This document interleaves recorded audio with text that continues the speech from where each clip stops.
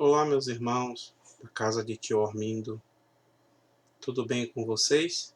Eu espero que sim.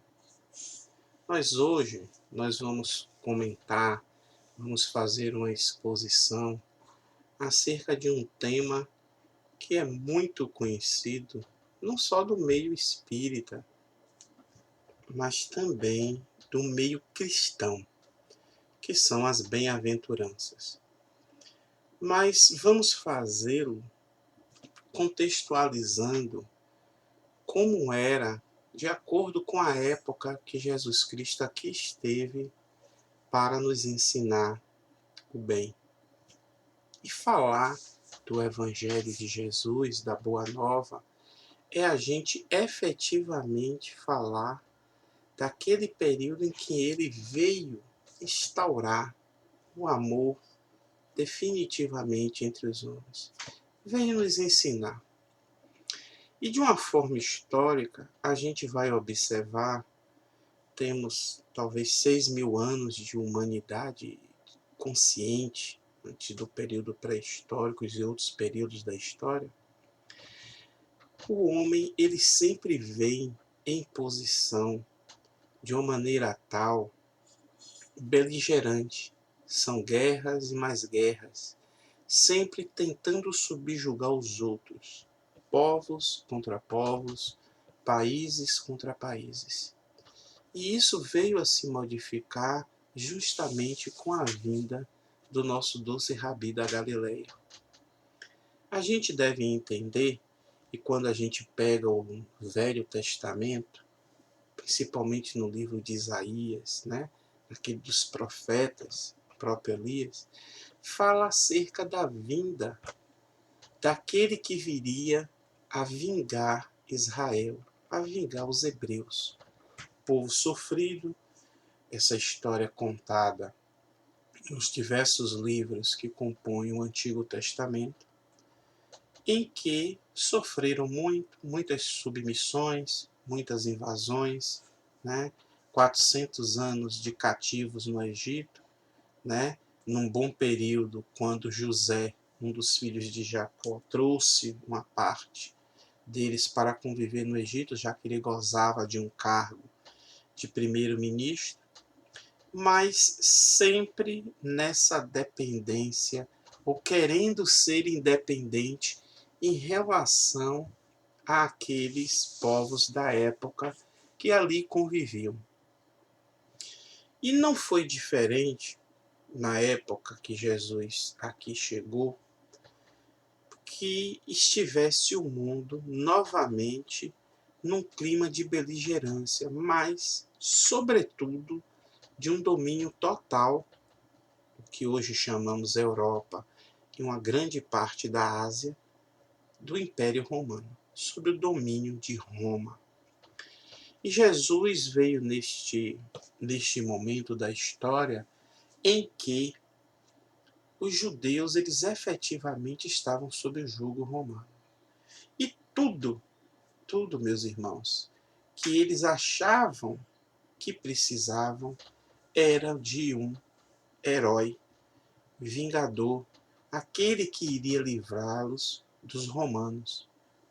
Eles imaginavam um rei vindo dos céus em cavalos de fogo, naquelas carruagens, Mas o que ocorreu foi que o que se instaurou com Jesus Cristo foram efetivamente, e aí eu costumo dizer, de que se a gente for definir Jesus Cristo em uma única frase, a gente pode dizer de que ele veio transmitir para a humanidade os pensamentos de Deus. E assim o fez o nosso Mestre Jesus. Isso chocou os judeus à época, pois eles não esperavam isso. Na verdade, eles esperavam mais guerras no sentido de conquistas, de libertação. E o Sermão da Montanha, a passagem que é narrada lá no capítulo 5 de Mateus, é narrada também em Lucas, vem expressar efetivamente o objetivo da vinda de Jesus até nós. Ele, governador espiritual da Terra, participante da criação do nosso planeta. E ele vem nos trazer, com o Sermão da Montanha, exatamente aquilo que necessitávamos. Quando vamos falar dessas bem-aventuranças que foram ditas, proferidas no Sermão do Monte, a gente logo de frente, logo de imediato, a gente tem que entender de que a gente tem que entender do que o que Jesus exala, do que ele fala, para nós espiritistas, reúne um conselho, reúne um ensinamento que é universal. Para outras religiões cristãs, e até para os não cristãos, fica difícil o entendimento do que Jesus quis dizer naquelas 9 bem-aventuranças. Alguns autores consideram 7, outros 8. Vamos falar das 9, do que se começa com bem-aventurados, né? Os textos. E a gente vai entendendo, meus irmãos, que é preciso ter um mínimo de condição moral para começar a entender o ensinamento de Jesus. Wagner, e quem não tem? Quem não tem vai ler, vai procurar leituras edificantes. E na prática do dia a dia, vai começar a galgar esse caminho de entendimento. Mas, como sempre, sabendo-se que o melhor caminho é o caminho do bem. É a prática do bem e do amor ao próximo. Bem, Jesus Cristo, ele quando aqui esteve, já havia sido precedido por outros tantos filósofos da humanidade. A exemplo de Lao Tse, na antiga China. Lao Tse, ele já dizia: pagai o mal com o bem, porque o amor é vitorioso no ataque e invulnerável na defesa. Ele já dizia isso 600 anos antes de Cristo. Sócrates, por outro lado, na Grécia Antiga, ele já dizia que para adquirir-se o conhecimento, o indivíduo precisava da humildade de entender de que nada sabia. E o quanto mais amealhava de conhecimento, ele continuava sempre em busca daquilo que seria infinito, que é ter o conhecimento de todas as coisas. E aí a gente vai começando a entender que o que se forma à época de Jesus eram grandes questionamentos.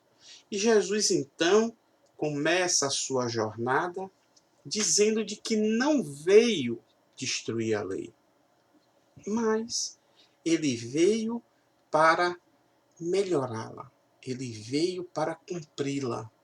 E ele faz essa magnânima síntese no que chamamos do maior mandamento: amar a Deus sobre todas as coisas e o próximo como a si mesmo.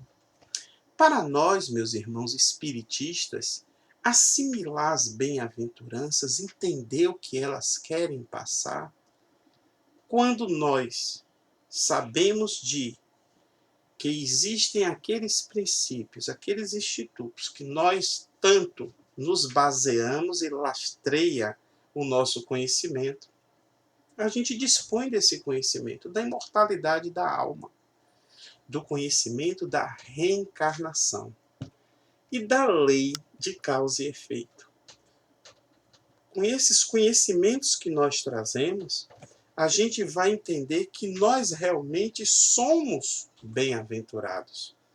Nós vamos entender por que muitas vezes sofremos e por que muitas vezes o que nos acontece é para a nossa melhoria. A gente vai poder começar a compreender de que a gente precisa cultivar uma serenidade íntima, uma compreensão, um estado de tolerância, para que a gente possa deixar que as bem-aventuranças adentrem em nós. Esse é um processo individual, é um processo íntimo. Cada bem-aventurança vai chegar até nós, segundo a condição moral que nós estivermos. Então, lê a bem-aventurança 10 anos atrás, 5 anos atrás. Atualmente, 20 anos à frente para o futuro, terão interpretações diferentes. e elas vão exatamente ser de acordo com como nós somos, não como parecemos que somos. Então nós vamos começar a entender de que a sinceridade, a vontade de querer se transformar moralmente é o principal fator para que a gente possa compreender o que Jesus Cristo veio nos dizer. Porque as transformações com a prática do bem, meus irmãos, elas são imediatas. As bem-aventuranças, elas não estão para nós lermos e acharmos que num futuro distante nós vamos conseguir chegar lá. É verdade. Mas no momento em que a gente consegue internalizar a mensagem de Jesus Cristo, essa transformação ela começa de maneira imediata dentro de nós. Então a gente vai entendendo que a verdadeira bem-aventurança é essa integração nossa, né, do Espírito com o Criador. É um pórtico que vai nos levar até Deus. Porque quem vai alcançando essa luz, a gente vai buscando, como diz a veneranda Joana de Ângeles, essa plenitude, a gente vai chegando mais próximo daquele amor ao Pai Eterno, a Deus nosso Pai. E vamos alcançar então esse tesouro. Nós, somente mais uma vez antes da gente falar acerca de quais são essas bem-aventuranças, nós vamos ver que nós não estamos na Terra para brincar. Nós temos um objetivo, nós temos um propósito. Então, André Luiz, muitas vezes, eu costumo até brincar falando disso, que a gente não reencarnou, que para nós a Terra não é um playground, não é um lugar de brincadeira. Para muitos, como André Luiz diz, Joana de Ângeles também fala, o planeta Terra é um hospital. As pessoas se sentem doentes em espírito. Para outros, é um educandário, é uma escola. Os espíritos se entendem que vieram para aprender. Para outros, a gente vai observar de que é um presídio, uma verdadeira penitenciária, porque estão muitos de nossos irmãos ressentidos, atormentados, né? E não querem ceder às suas imperfeições, às suas vontades de debelar as imperfeições. Então, o nosso planejamento reencarnatório, que tanto Deus, nosso Pai, ele cuida, ele gerencia, ele toma conta de nós, o nosso objetivo é sempre o bem. Então Jesus Cristo veio transmitir isso nessa época, nessa conturbação em que estava a humanidade, e como diz Dona Amélia Rodrigues, não muito diferente dos dias atuais, essa conturbação. A humanidade, ela muitas vezes estorcega no mal perante os ímpios, porque nós ainda, enquanto humanidade, de alguma maneira nos comprazemos no que faz, no que acontece.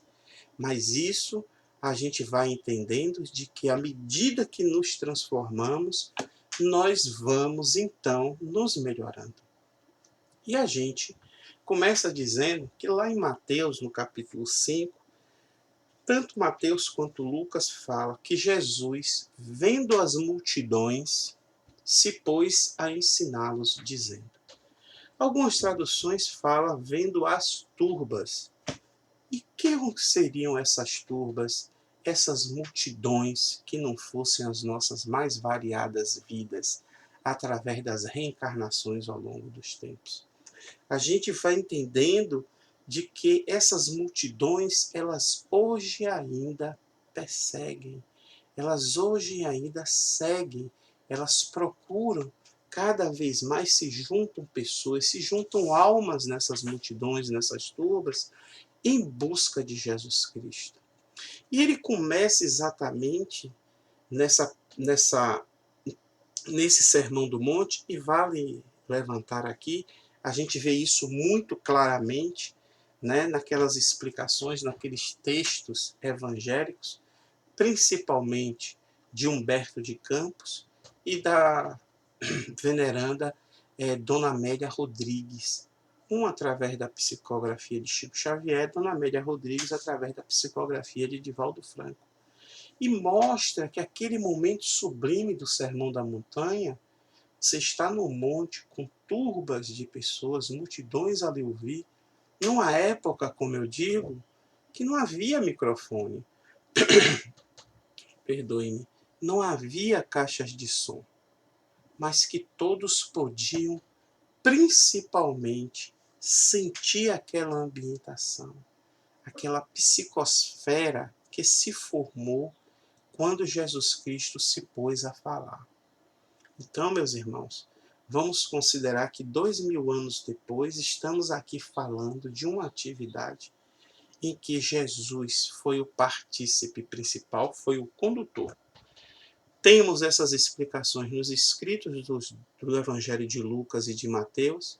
Temos sempre, e é o que nos auxilia, que são os escritos de Paulo, o apóstolo.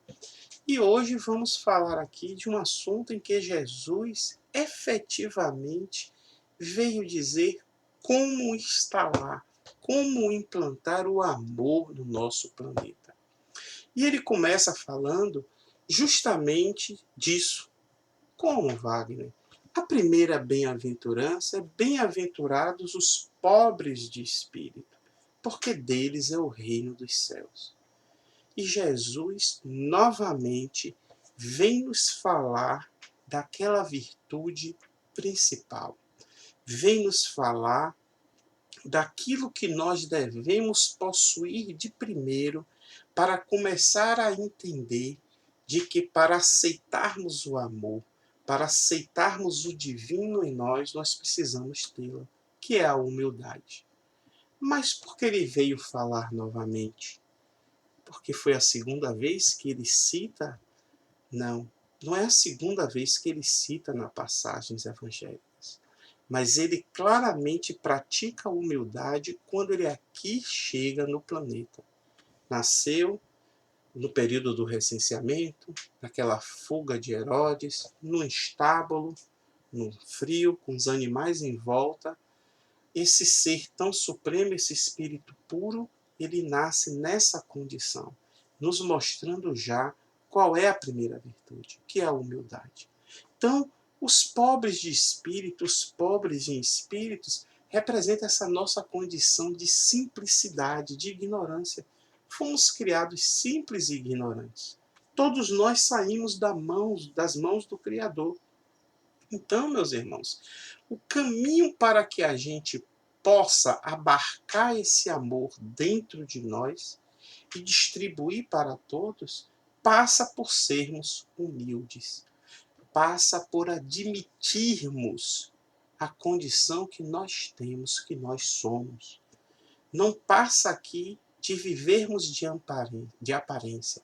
Queremos mais, como diz a veneranda Joana de Ângeles, ter do que ser.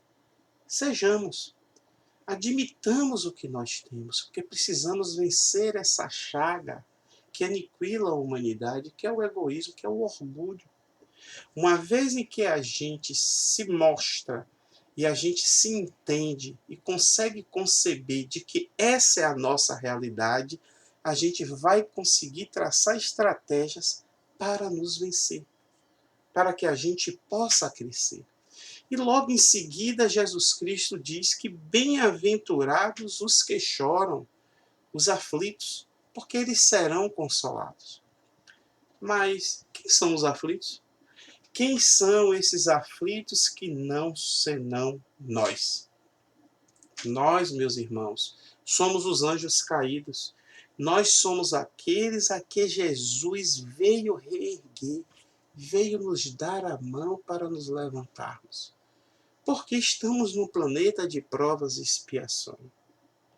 Nós estamos num planeta que é povoado por espíritos que naquela escala espiritual está mais próximo ainda do mal do que do bem pleno. Nós vamos entender que nós precisamos nos adequar às leis universais. E quando Jesus nos convida a sermos bem-aventurados, ele nos fala no sentido de que, uma vez que entendemos por que sofremos, nós logo superaremos esse estágio.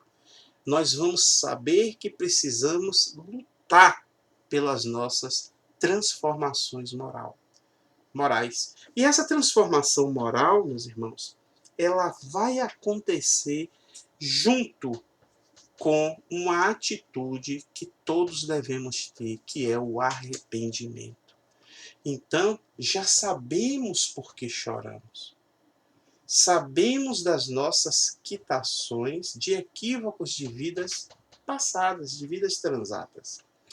Agora, precisamos, em cima disso, desse arrependimento, fazer outras duas ações que Kardec nos fala no livro Céu e Inferno, que é a expiação, que é o purgar, o quitar esses débitos, e a reparação. Arrependimento, expiação e reparação. Uma vez arrependido, o ser já sabe qual é o caminho. E ele agora precisa dar a meia volta e retornar para a estrada do caminho do bem, que é o caminho que conduz a Deus, que é o caminho que conduz à salvação, como muitas religiões falam. A terceira bem-aventurança, ela diz respeito a algo que ainda é interno. Aliás, muitos estudiosos dizem isso, que as três primeiras bem-aventuranças, bem-aventurados pobres em espíritos, bem-aventurados os aflitos, e essa terceira que é bem-aventurados os mansos, algumas traduções, os mansos e pacíficos, porque eles herdarão a terra. Essas três bem-aventuranças dizem respeito ao ser, dizem respeito ao indivíduo, a mim mesmo, a cada um de nós. E por que os mansos eles vão herdar a terra? Porque, meus irmãos, como a gente sabe, a decorrência da gente ser pobre em espírito, ser humilde, que é essa porta de entrada, a gente logo então se arrepender mediante as nossas aflições e entender que efetivamente erramos, que nós somos os responsáveis pelo que acontece a nós. Um terceiro passo é nós nos tornarmos mansos, pacíficos, não mais beligerantes, não mais voltados para a guerra. A gente começa a entender de que a gente tem que se pacificar internamente.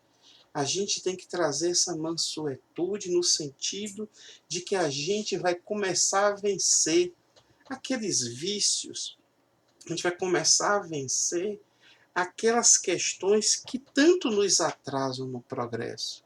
A inveja, o ciúme, o ódio e demais outras que nós conhecemos, para que a gente possa herdar essa terra íntima.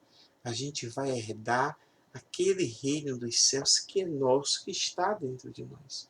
No momento em que eu me pacifico, que eu me torno manso, eu consigo então efetivamente me conhecer, me autorrealizar. Eu faço a minha descoberta, o meu autodescobrimento.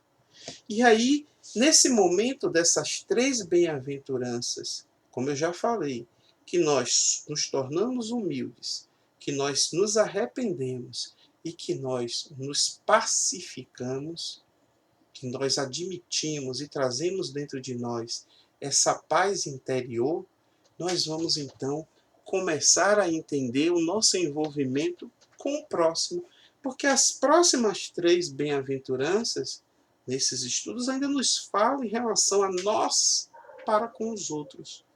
E a quarta bem-aventurança, ela diz que bem-aventurados os que têm fome e sede de justiça, porque eles serão saciados. Olha que interessante. No momento em que eu já estou nessa paz, que eu já possuo esse equilíbrio em mim, eu vou procurar ver fora de mim, além de mim. Quantas e quantas vezes a gente se debate, seja na mídia, na TV, qualquer uma delas, com uma situação em que ficamos indignados, de que dizemos que é uma falta de justiça, que dizemos que isso não pode mais acontecer. E muitos de nós, além de se indignar, chega-se a querer ir lá para tentar contornar a situação. Tomar ações, atitudes efetivas, mas do ponto de vista não mais da beligerância, do ponto de vista de estar em paz e conduzir essa paz para os outros. Então, nós vamos querer ser saciados. E nós o seremos, porque sabemos exatamente o que queremos para a humanidade. E vamos nos saciar à medida que vamos trabalhando dentro das nossas condições morais e materiais para que isso ocorra.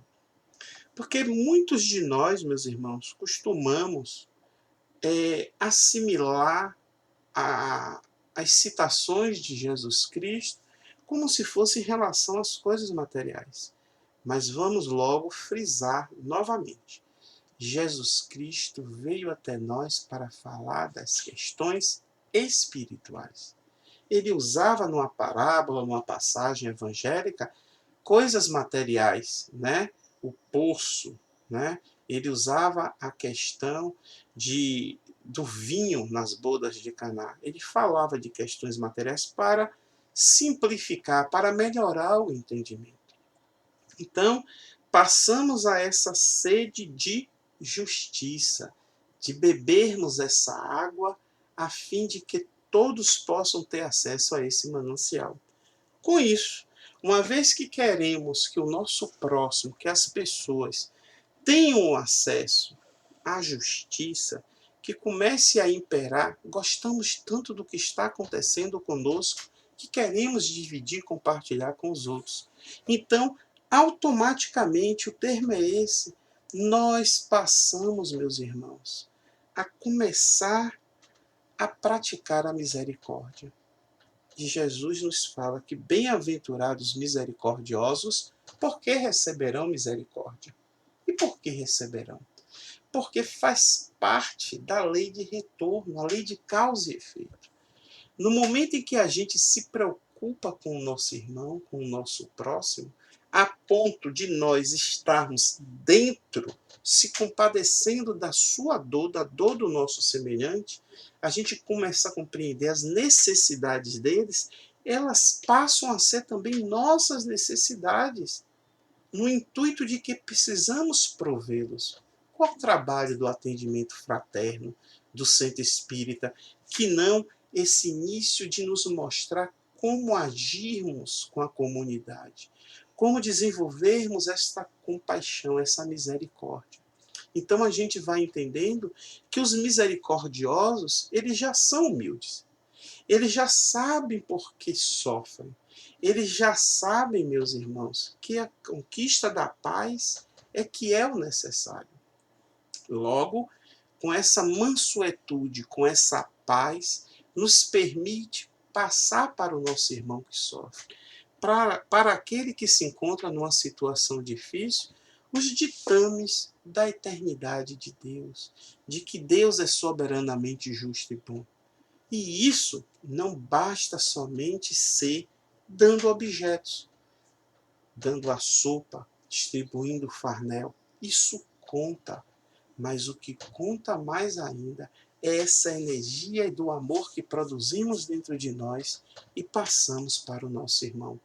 É impossível, meus irmãos. Sabe por quê? As questões materiais, elas sempre estão e vão continuar por toda uma vida relegadas a um segundo plano? Porque nem sempre quem faz o bem é bom. Vocês concordam? Existem as aparências, mas quem é bom, sinceramente, verdadeiramente, faz o bem. Essa é uma jogada de palavras, mas que nos faz entender novamente o que é ser, o que aparenta ser, do que é ter dentro de nós efetivamente essa paz. Então, a sexta bem-aventurança, Jesus Cristo nos fala que bem-aventurados os puros, ou os limpos em algumas traduções, de coração, porque eles verão a Deus.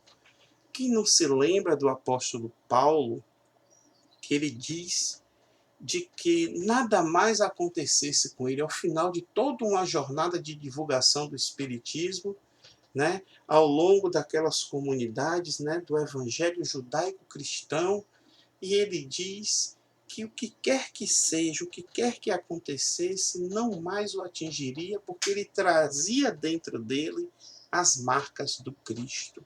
Isso é muito bonito. E a gente vai entendendo de que para a gente ter essas marcas do Cristo, a gente precisa desse trabalho de misericórdia junto às pessoas. E nós vamos nos purificando, porque temperado pela misericórdia, nós vamos nos tornando seres cada vez mais espiritualizados. Nós vamos no crescimento dessa escada de Jacó, subindo degrau a degrau, para que a gente atinja uma condição elevada de crescimento moral. Porque enquanto, meus irmãos, os puros de corações, eles adquirem essa faculdade de chegar mais próximo do Criador, de compreender a grandeza da obra de Deus, nós vamos ver a Deus. Nós vamos ver a Deus no momento em que a gente vai observar o bem em tudo. Nós vamos observar as grandes construções que Deus fez para nós. Esse universo tão vasto, tão infinito. E a sétima bem-aventurança, ela nos diz, basicamente, Wagner, o que é a terceira, os mansos e pacíficos? Não. Porque a sétima bem-aventurança, ela fala de bem-aventurados os pacificadores, porque eles serão chamados filhos de Deus. Meus irmãos, nós somos, como eu já disse aqui, verdadeiramente, a gente é dono do que a gente é. Nós somos, nós temos aquilo que necessitamos para o nosso crescimento. Nem mais, nem menos. Nós somos, o que nos acontece é o que é justo, é o que é necessário. E a gente vai entender de que pacificar já nos leva a um estágio maior.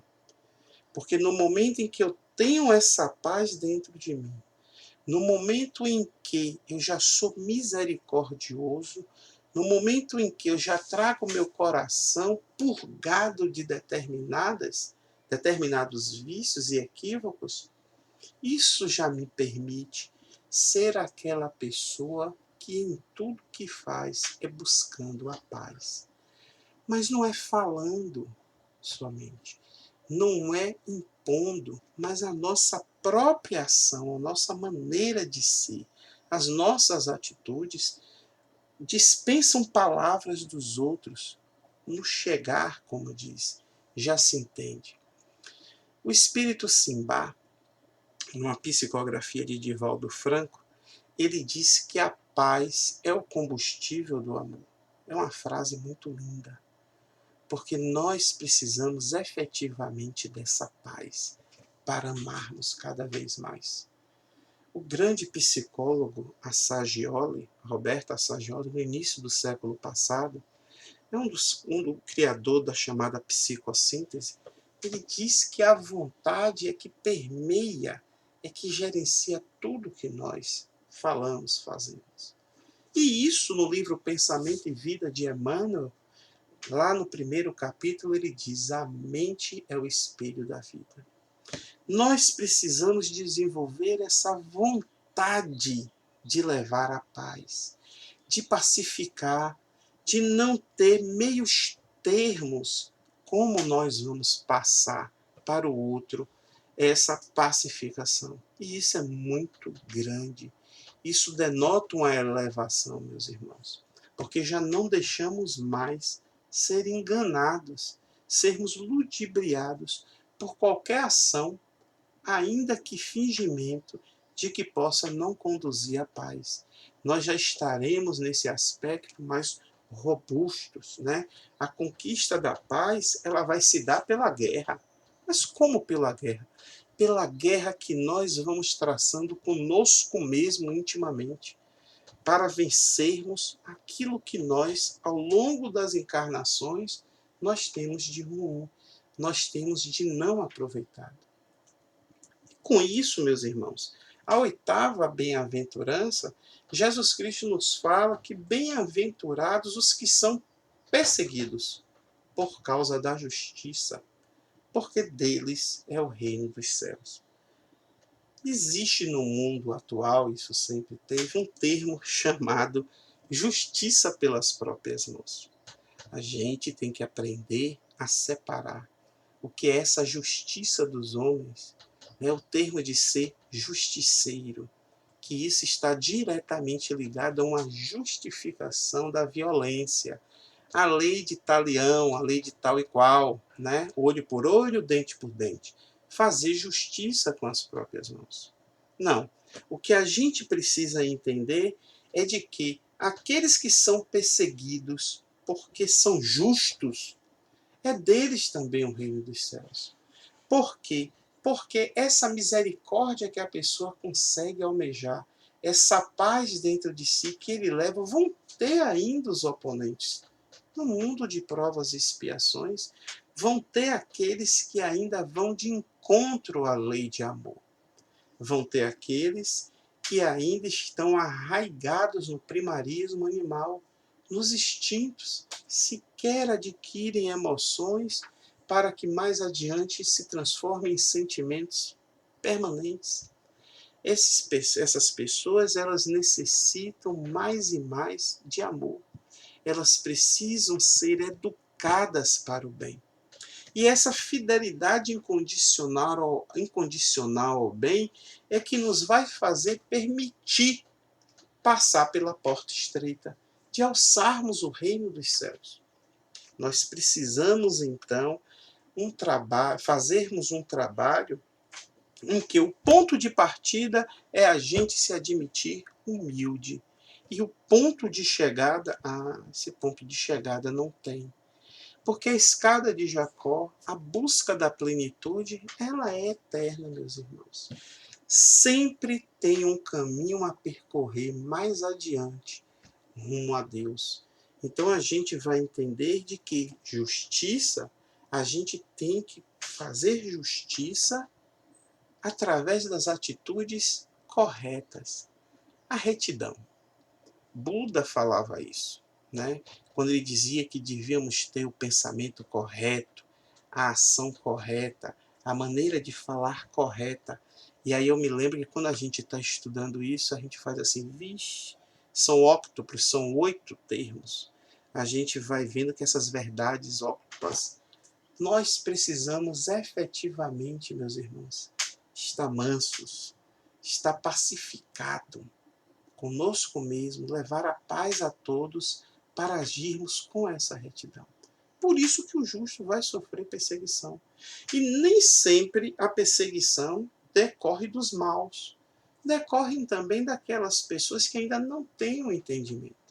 E muitas vezes essa perseguição decorre também ainda daqueles pontos que nós trazemos dentro de nós e que precisam ser burilados, lapidados com um cinzel da humildade mais e mais. Então a gente vai entendendo de que quando Jesus Cristo nos disse que no mundo nós teríamos aflição, mas que tivéssemos bom ânimo, porque ele venceu o mundo, ele está nos dizendo que nesta busca por paz, nesta busca por justiça, ainda vamos conseguir, seguindo ele, que é o caminho, a verdade e a vida, sermos perseguidos, mas que faz parte da batalha. Aliás, Emmanuel nos diz, né, que o bem será o grande vencedor, mas que o mal não vai se entregar sem luta.